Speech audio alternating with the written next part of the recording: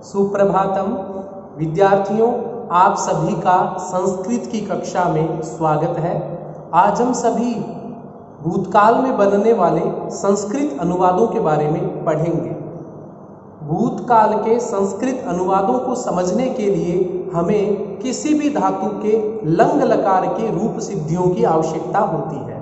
तो इसलिए आज हम पठ धातु के लंग लकार के सभी रूपों के बारे में पढ़ेंगे, वो भी बिना रटे, ठीक है। और उसके बाद में हम यह जानेंगे किस प्रकार से अनुवादों में उनका प्रयोग हो सकता है। तो मैं कुलदीप शर्मा, सहायक आचार्य, राजकीय कन्या स्नातकोत्तर महाविद्यालय सवाई माधोपुर। जैसा कि आप जानते हैं, कई प्रतियोगी परीक्षाओं में, कई लिखित परीक्षाओं में धातु रूपों के बारे में पूछा जाता है। प्रायः सभी परीक्षाओं में पूछा ही जाता है। इसी श्रृंखला में कोटा विश्वविद्यालय के बीए प्रथम वर्ष के प्रथम प्रश्न पत्र में धातुओं से संबंधित कई प्रश्न पूछे जाते हैं। बिना रटे बिना कैसे जाने कहाँ पे कौन सा रूप बनेगा, विसर्ग होगा या नहीं होगा। विद्यार्थियों, सबसे पहले लंग लकार का मैं आपको अर्थ बता देता हूँ। संस्कृत का अन्य भाषाओं से एक विशेषता होती है। अंग्रेजी में प्रेजेंट, पास्ट, फ्यूचर 3 टेंसेस होते हैं। तो पास्ट का मतलब भूतकाल की कोई भी क्रिया का आप वाक्य बनाना है तो सेकंड फॉर्म का प्रयोग कर दो। वो चाहे आज का भूतकाल हो या कल का हो या बहुत सदियों के पहले का हो, सेकंड फॉर्म का प्रयोग कर दो। संस्कृत में कुछ हटकर के एक नियम आता है, ठीक है। तो मैं आपको बता दूं कि भूतकाल का ये जो लंग लकार है, इसका प्रयोग भूतकाल में होता है। और भूतकाल भी कैसा होना चाहिए? अनद्यतन होना चाहिए। अनद्यतन का मतलब जो भूतकाल आज का नहीं हो।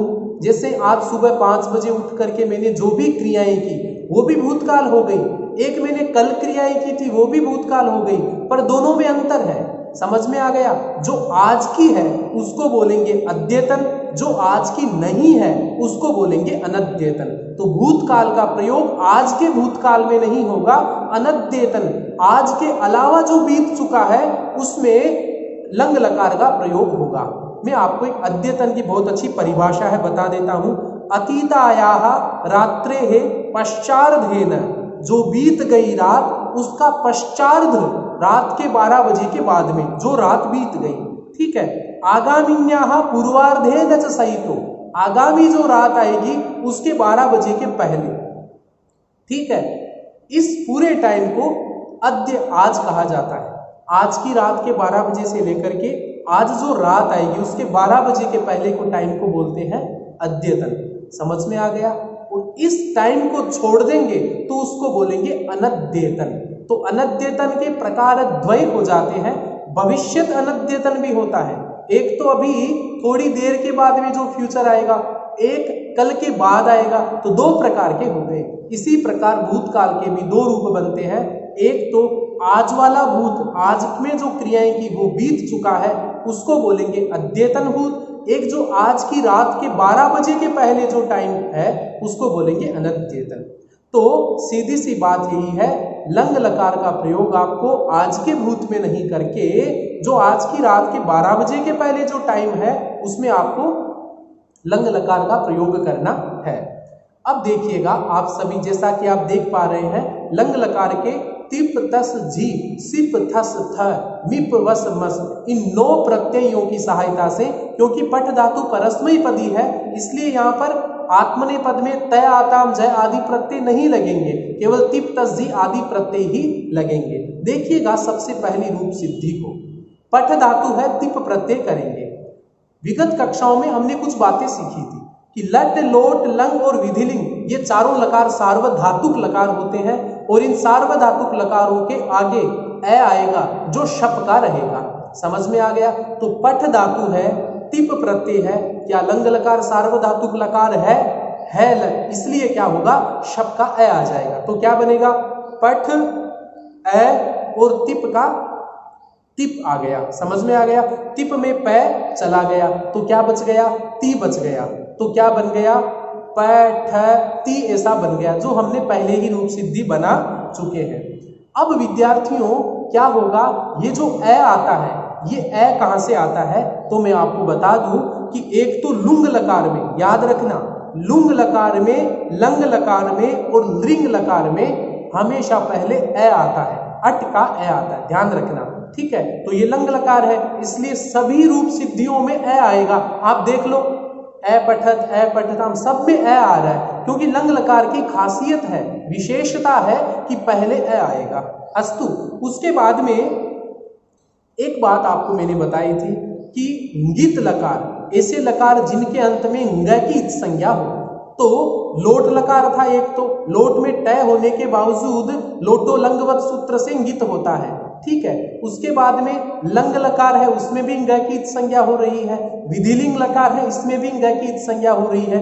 जहां जहां पर ङ की संज्ञा होगी वहां पे क्या क्या काम होते मैं आपको बता दूं।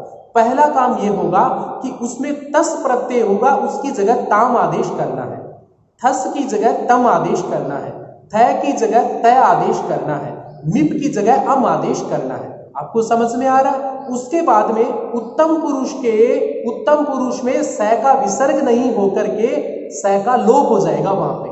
आप देख लो इन रूप सिद्धियों में कि ये नियम लग रहे हैं या नहीं लग रहे। पहला नियम, तस की जगह ताम, थस की जगह तम, थ की जगह तय, मिप की जगह अम, और उत्तम पुरुष के जो रूप सिद्धियों में स का विसर्ग नहीं होकर के स का लोप हो जाएगा। अब प्रतियोगी परीक्षा में सीधा नियम आप याद रखो, अब वहां पे जाके आप कंफ्यूज हो जाओगे कि ये अभवाव के आगे विसर्ग आएगा या नहीं आएगा, क्योंकि आपने तो पठामी पठा, वह पठा, मह पढ़ा, तो यहाँ पर भी आप गलती से विसर्ग करोगे और नेगेटिव मार्किंग होके नीचे आ जाओगे। इसलिए क्या करो, भले ही थोड़ा सूत्रों को समझ लो, याद करो, वो ऐसा याद करो कि आपके जीवन में काम आए, याद भी रहे, ठीक है। तो ङित के इतने नियम हैं। आज मैं एक नियम और जोड़ रहा हूं, ध्यान रखना। ङित में परस्मयी पद में ई का लोप हो जाता है, ध्यान रखना। मैं आपको वापस बता रहा हूं कि जहां पर ऐसे लकार जिसमें ङ की संज्ञा हो रही है वहां पे आपको ई का क्या करना है विद्यार्थियों, लोप करना है। वो परस्मयी पद में होगा, आत्मनेय पद में नहीं होगा, ठीक है। अब स्थिति क्या आ गई, ए आ गया, पठ आ गया, ठ हलंत है, आगे शब का ए आ गया, तिप का ती पड़ा है, पै का लोप हो गया, ती बच गया। अब ती के अंदर जो ई है उसका यहाँ पर इतश्च नाम के सूत्र से ई का लोप हो जाएगा, तो क्या बन गया, ए पै, ठ में ए मिल गया तो ठ पूरा, ए प ठ, ती में से ई चला गया, तय, ए पठत बन गया। आपको समझ में आ रहा है विद्यार्थियों। तस वाला देख लो, पठ धातु है, तस प्रत्यय है, सार्वधातुक लकार होने के कारण ए आया शब का, ए प ठ में ए मिल गया तो ठ पूरा, ए प ठ तस बन गया। ङित लकार है ना, इसलिए यहाँ पर तस की जगह ताम आदेश हो जाएगा। क्या बनेगा, प ठ ताम बन गया। लंग लकार है, ए ऑटोमेटिकली आएगा। समझ में आ रहा है। तो क्या बन गया, ए पठ ताम।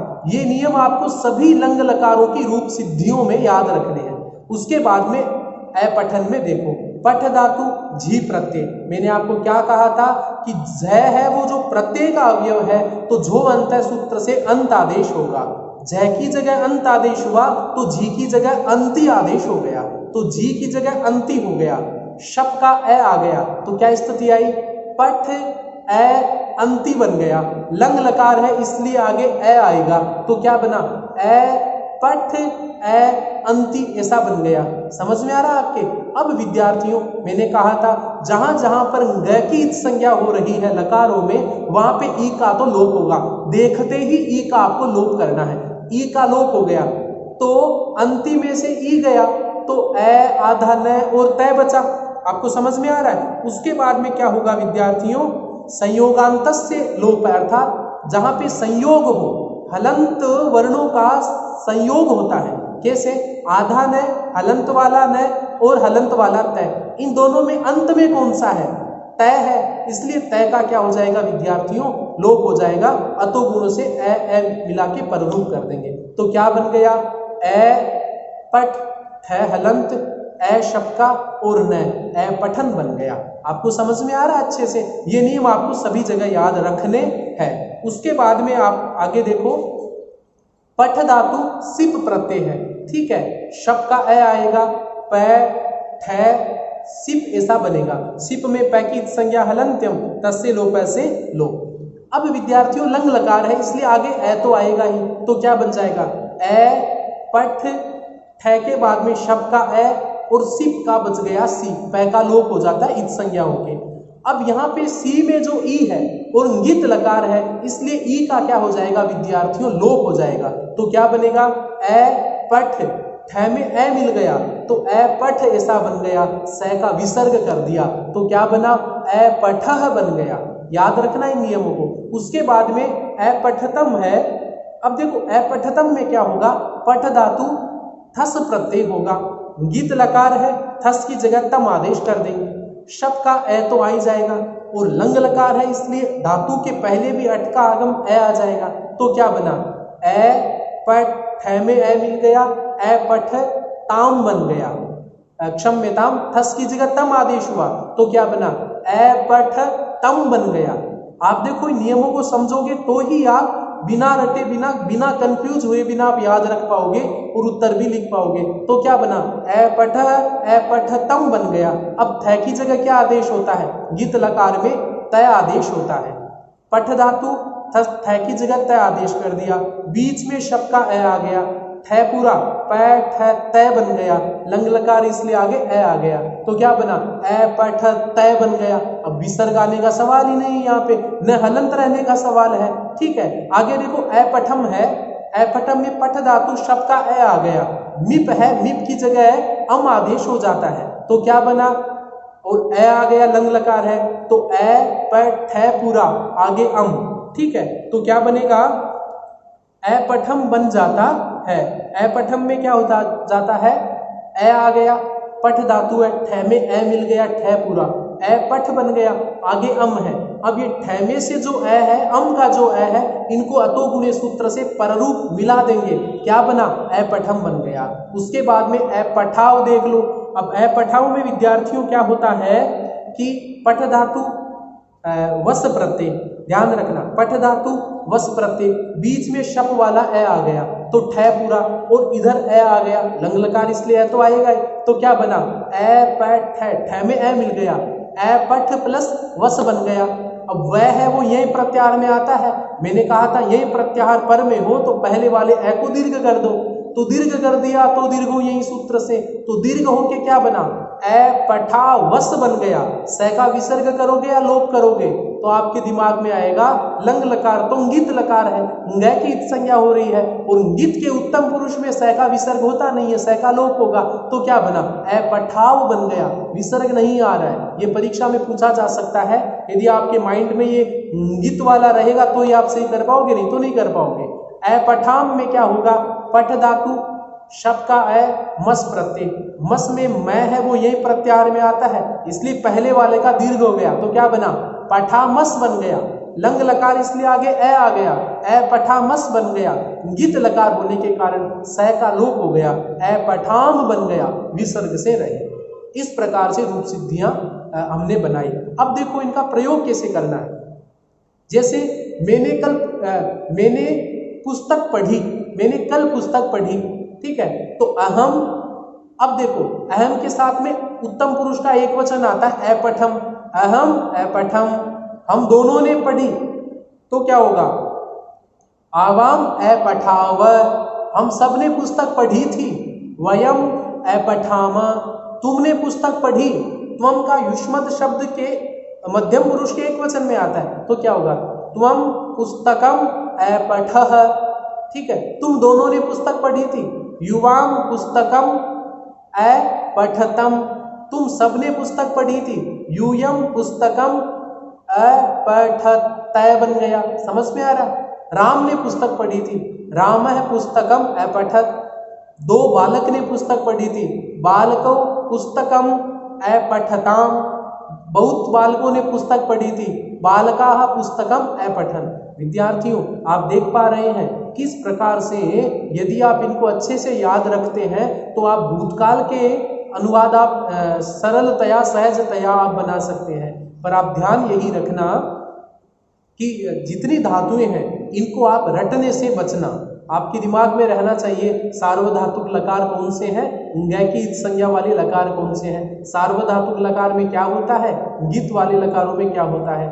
अब आप पच धातु आप स्वयमेव बना लोगे। पच धातु कैसे बनाओगे? ए पचत, आपको पता है पच धातु के बाद में ए आना है, तिप में ई जाएगा, तय ए पचत ए पचताम ऐसे बनेंगे। इस प्रकार से विद्यार्थियों आज की कक्षा में हमने एक नई बात यह जानी, सार्वधातुक लकार में ए आएगा और लंग लकार, लुंग लकार, दृंग लकार के पहले ए आएगा। ए जो आ रहा है ना वो सब जगह आएगा इन तीनों लकारों में। उसके बाद में जहां जहां पे ग की संज्ञा हो रही है इसमें लकारों में, वहां पे तस की जगह ताम, थस की जगह तम, थ की जगह तय और मिप की जगह अम आदेश हो जाएगा। उत्तम पुरुष के गीत लकारों के उत्तम पुरुष में स का विसर्ग नहीं होगा, स का लोप होगा। उसके बाद में हमने यह देखा कि जो गीत लकारों में ई का क्या हो जाता है, लोप हो जाता है। आज के लिए इतना ही। मुझे विश्वास है कि आपको समझ में आया होगा। आप और अच्छे से पढ़िएगा जिसके कारण आप संस्कृत के अच्छे प्रकांड विद्वान बन सके और प्रतियोगी परीक्षाओं में आप अच्छे से अच्छे अंक ला सके। आज के लिए इतना ही। आप सबको बहुत बहुत धन्यवाद। आगे की कक्षा में हम पठ धातु के विधिलिंग के बारे में पढ़ेंगे। धन्यवाद।